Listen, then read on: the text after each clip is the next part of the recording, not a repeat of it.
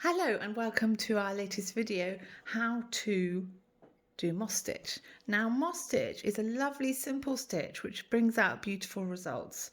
It's similar in a way that we learned how to rib. This is a 2x2 rib, so we knit 2, purl 2, and here we've moved on to moss stitch, which is knit 1, purl 1, knit 1, purl 1, but then when you turn it round you switch the stitches round. But let's have a look at how to do it. So what we're going to do is simply take our piece of work, whatever it is. At some point it's going to say introduce moss stitch, and most patterns will tell you how to do it, which is knit 1, off with the head, bring the yarn to the front, purl 1, yarn to the back, knit 1, yarn to the front, purl 1, yarn to the back, knit 1. I'm not showing you how to knit and purl stitches on this one because we have got 2 separate videos on that, but I am going to just go through some of the common problems when you're moving the yarn constantly from front to back. So we're literally knit 1, yarn to front, purl 1, yarn to front, knit 1, yarn to front, purl 1, yarn to back, knit 1,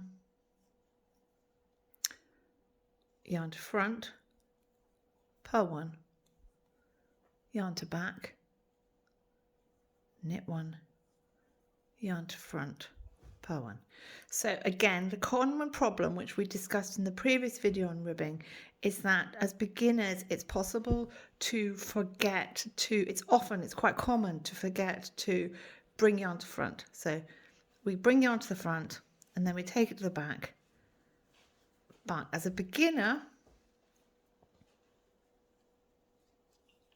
what can happen is that you need to do a purl stitch, you forget to bring the yarn to the front, and so you end up literally bringing the yarn over, and suddenly, hopefully you can see, you've got 2 stitches where you had 1. And then likewise, you've just done a purl stitch and you forget to move the yarn to the back. So you go to do a knit stitch and you take the yarn over the top of the needle. Que sera, you've got 4 stitches. Easy to do when you're a beginner. Luckily, very easy to undo. You simply put the needle into the stitch below and pull them out.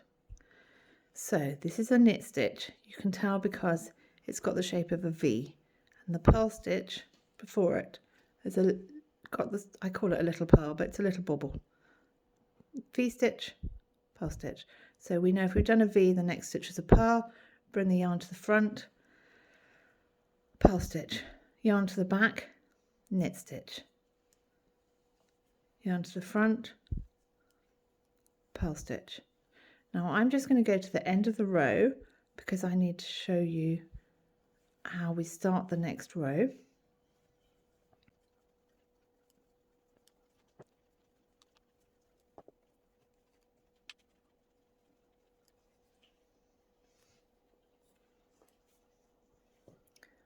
So we're at the end of the row, which we finished with a purl stitch.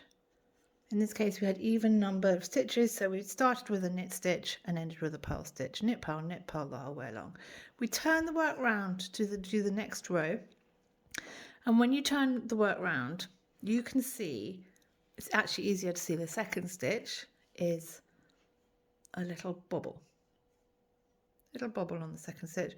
The first stitch is a V shape. It's always hard to see the first stitch but if you can see there's a little V there. That means that if you were going to copy that stitch you would knit that stitch and you would purl the second stitch, because that's a purl, that's a knit, purl, knit. But this is moss stitch, so we swap it round. So the next stitch is going to be a purl stitch. Yarn to the back, knit, yarn to the front, purl, yarn to the back, knit. Just going to do 2 more stitches then I'm imagining you're going to have an idea of how to do it. So as you can see, we're alternating. We've got a knit stitch below and then a purl stitch. The following row will be alternating again, so we'll be repeating the previous row, starting with a knit stitch. This row we start with a purl stitch, purl knit, purl knit. Next row we'll do knit, purl, and we get a nice alternation going there. So that is the moss stitch, which gives you a lovely looking pattern. Actually, one of my favourites, very simple pattern to make. Hope you enjoy.